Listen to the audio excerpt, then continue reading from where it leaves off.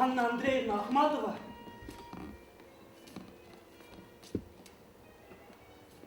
Татар! Татар! Анна Андреевна Татар dili işittiniz mi? Tatar! Anna Andreevna Tatar işittiniz mi? Anna Andreevna Tatar işittiniz mi? Kız! Tatar! Анна Ахматова татар. Анна Горенконың әнисенең әбисе Прасковья кыз чагында Ахматова фамилиясын йөрткән. Бу фамилия шагыйрьне сокландыра.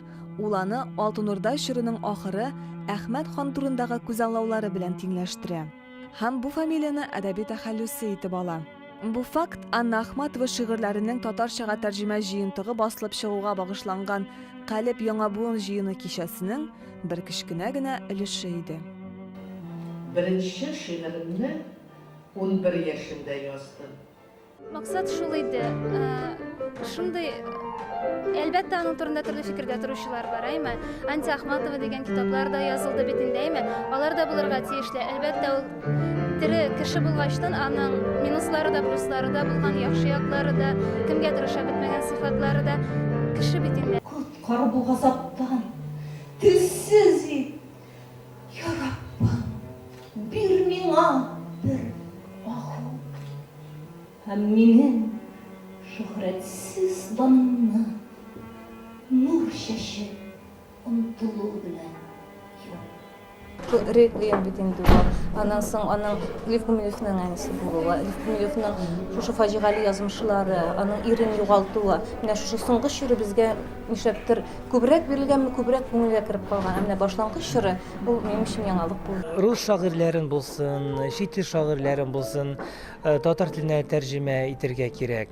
Ул безнең шигъри зәвыгыбызны байыта, ничектер яңа эзләнүләргә алып киләләр. Без үзебезнең Казаныбызда гына кайнарга тиеш түгелбез. Уныттылар, гаҗәпләндердегез. Оныттылар мине 100 кабат. 100 кат каберләрдә ятты гәүдәм. Бәлки шунда ятам, мин һаман. Цветаеваны тәрҗемә итеп караган булды.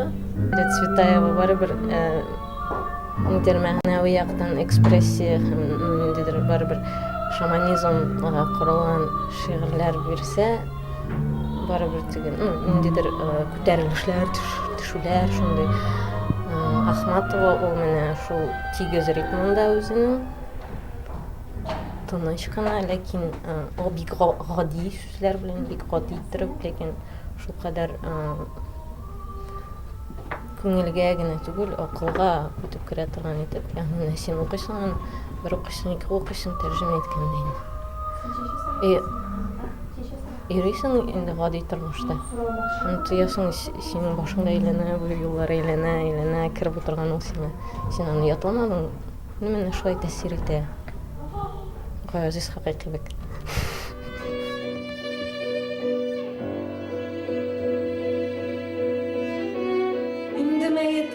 Табутымнан ялмайганда тынычлыкка юрап, шайкалганда зиндан мәйданында артык кисәк булып Ленинград. Калеп кичәсендә Анна Ахматова тормышының искә алынган һәр мизгеле, аның яраларының сызлавы кичәдә булган һәр кемгә кагылды. Ахматованы испатлыйсы юк. Ул бар. Аны тоярга гына, аны тыңларга гына.